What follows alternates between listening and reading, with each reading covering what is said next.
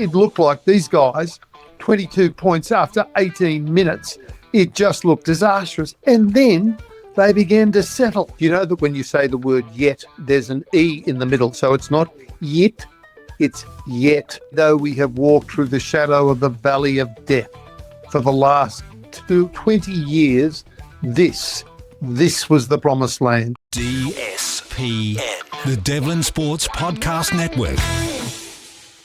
Peter FitzSimons, I read a column of yours in the Sydney Morning Herald a week or so ago after the Wallabies beat the Lions in the third test, and it was like trying to wade through treacle, just this drivel about how the Australians were back. It was the greatest victory ever, that this was the corner had been turned.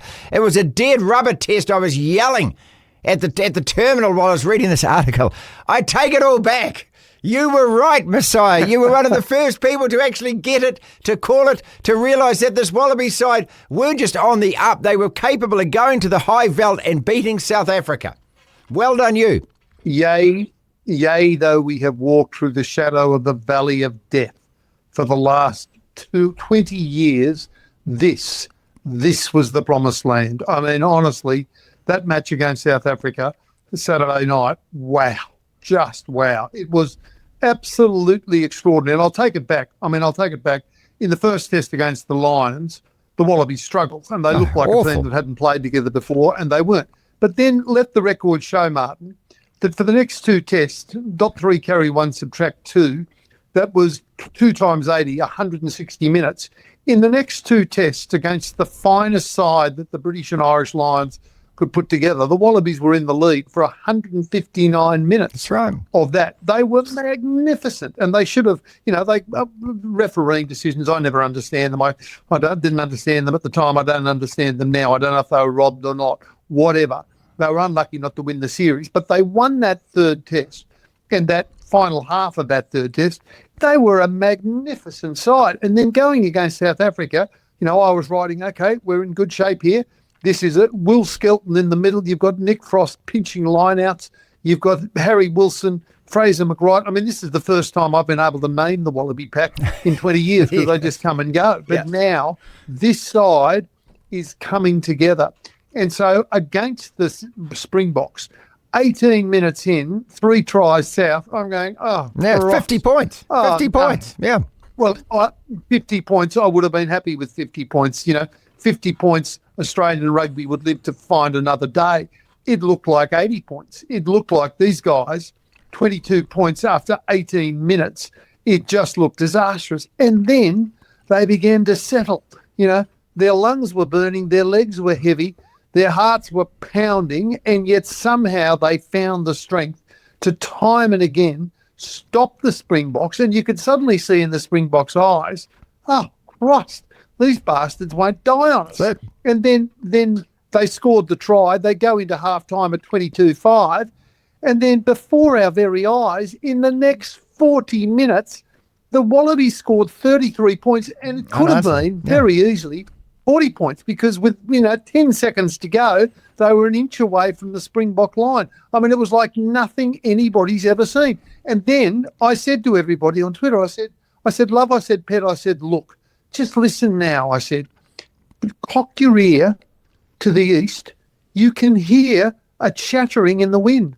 Well, I think it's either the knees are knocking of the All Blacks or their teeth are... it might be the entire population. It might be New Zealand knows we're coming. Yes, I think that's it, I said. I am going back to 2001. I'm going back to that Lions series then, and I'm going back to the Bledisloe Cup win when Kefu crossed to even the series and you retain the Bledisloe. I think this is the most significant Wallaby win since that time because it has to be a game, and my criteria has to be a game that means something. So it's a knockout game at a World Cup, or it means that a trophy's on the line. And with everything, when you stack this up before the game of the invincibility of that Box side, back-to-back world champions, they're at home, they're at their favourite ground, all of this kind of stuff, against an Australian side who we've all still got questions over. And because you'd won the third dead rubber, I mean, okay, it was a great win, but the series had been lost. But this turnaround, Joe Schmidt did it with Ireland, won in Chicago in 2016. This triumph of his would have to be right up there alongside that, wouldn't it, in terms of his greatest ever victory? I think you'd go, in terms of significant moments, this was the most significant since 1984, in my view, because what you're naming, that victory over the Lions, was the end of an era. The Wallabies stopped winning after that. Yeah, true. Pretty much. They stopped winning, so that was the end of an era, which was significant. But the significance of the 84 Grand Slam, that was hugely significant because, this the arrival on the Wallaby scene. Then they briefly lost their way in 1990 when they dropped me after the first test. You'll recall that. That was the Wallabies were they were shattered. I thought they started to get on the rise at that stage. As they brought John Eels in and they won a World Cup, from what I remember. That's right. Yeah. I thought they had lost their way completely. But anyway, they found their way back with John Eels. But truly, it's an interesting point you raise in terms of significance. This team, do you remember, of course, New Zealanders will remember Ray Warren, our famous rugby league commentator. Reds, yep. And the older ones will remember perhaps the famous Parramatta Rugby League side of the 1980s. And Ray Warren, it was coached by Jack Gibson. Ray Warren said to me once, look, Jack Gibson was a fantastic coach, no doubt about it. He said, but more significant was that in 1982, a young man by the name of Peter Sterling was getting off a train from Wagga Wagga at Parramatta Station at the same time as a bloke called Mick Cronin pulled up in his car from Gerringong, and a man called Ray Price came over from Rugby Union, etc., etc. And what he said was, from out of nowhere, that Parramatta Great Eels team suddenly coalesced in the one time and the one place. And this Wallaby side, honestly, feels a bit like that. You've got James Slipper, who admittedly has been there forever. If he's the rock, you've got James O'Connor coming back from the wilderness of New Zealand. Ridiculous. For 3 years. No, seriously, he's coming there. He played well, brilliantly. This young fellow, Jorgensen, Jesus wept. He's good. I mean, he left them standing. Tom Wright at fullback. Yep. You've got the young man, Len Ikitau, who we call Len Flickitau, just absolutely in his prime at the right time. You've got Fraser McRipe, Joseph Harry. You got your captain, mate. You got Suali. Yeah, you got Harry Wilson. Yep. Yeah. No, it's not Suali. It's Suali. You've got Harry Wilson. And that back row, Fraser McRipe, Tom Hooper. I mean, honestly, that back row we've got, they are world class. And then this bloke Nick Frost, who came from the school that I went to, Knox Grammar School. I mean, where did he come from? He's up there in the skies, plucking balls out of the skies. And then when Angus Bell, the reserve prop, came on, he was stepping the defence, and every time he was making ground. I mean, and then Will Skelton, who's 145 kilograms with no change, he's sort of come back from French rugby, and there was a brilliant piece written about this in the Herald a week ago. As a matter of fact, I wrote it. You probably wrote it, yeah. I said, the Australian rugby's got to say to La Rochelle, we saw him first, find out what it's cost to get him there full time. But Will Skelton, shaping up to 5 line forwards, they're more trying to take his head off. And Will Skelton just amused, you pygmies. Who do you think you are? And it just feels like this team has come together. And dear old Campo, Jesus, Campo, did you see him have a go? Have a go at Joe Schmidt. He said, yeah, I know, but he's allowed. Campo is Campo. You know that, and look, and he's earned enough that he's allowed to have his opinion, and he got it wrong. He got it wrong with Joe Schmidt. Like, of course, he's allowed to have his opinion. Of course, he's allowed to have his opinion. It's not a thing of freedom of speech. It's shut the ruck up. To say to Joe Schmidt, to say after that magnificent performance in the third test, to put in the public domain, Joe Schmidt is clueless about rugby. Actually, Campo, I think he's got a fair idea. Yeah, I think he's one of the most highly regarded coaches in the world. And when Eddie Jones when Eddie Jones was controlling the Wallabies in that disastrous World Cup campaign, my wife and I were in Lyon for the World Cup particular game where the Wallabies played Wales, and Wales beat Australia 40 points to 6. I remember. It was disgraceful. Our blokes had no idea what was going on. Joe Schmidt took over that team, and here we are 2 years later beating the British and Irish All-Star Lions, beating South Africa in South Africa at Ellis Park for the first time in 62 Since you years. were playing. Just before they win the Bledisloe. Here we go. I mean, he's done Here we all go. right. He's done all right. So you're actually calling it now, are you? It's one win. You know what's going to happen next week in Cape Town? You're going to get your bottom smacked in Cape Town because you don't have the players. You've got injured players now and you don't have the players.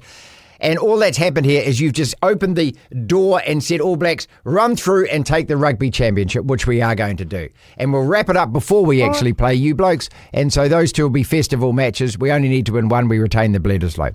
I think that is a much more realistic storyline.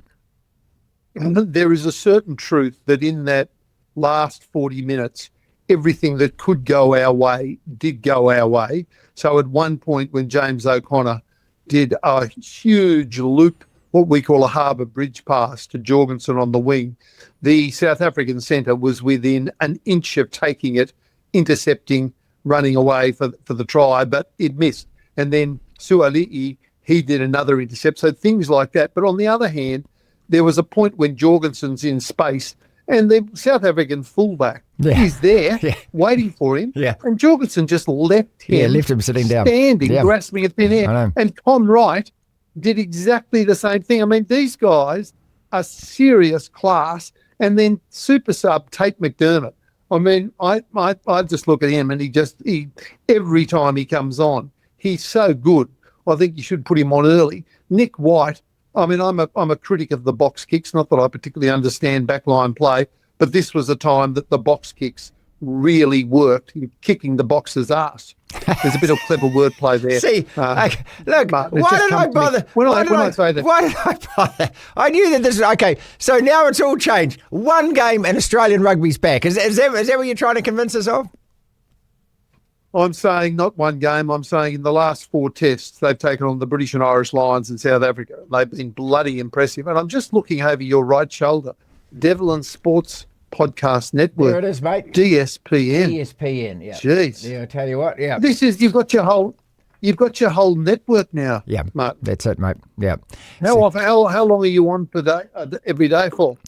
We are on, effectively, we put together podcasts for YouTube across Spotify video as well. So we put out 5 or 6 items every day. Good. And you're making a fortune or not? I'm getting paid. You know how these things And how go. many people are watching? How many people are watching us now? We've had, over the last about 6 months, we've had almost 3 million views. That's all right. I'll add another 500,000. There you go. I need to say something outrageous. For you. Okay. The All Blacks are hopeless and we're going to smash them. How about that? Save that clip, Lachlan, and we'll revisit it, okay, come Bledisloe Cup time. And we will replay this big, happy, smiling face when he actually realises that... Tell me this, Martin, because I know you've been an honest broadcaster for many and many a moon. Tell me this as a serious point. With the All Blacks, if you were to graph their performance in 2025, are they rising, peaking or falling? I think we are rising, but it's not like what you guys have just done. It's not a bell curve like that. I think we're rising. But it's a little bit more of a slow burner, but we are getting better. We are blooding more players. The future looks very good for us too.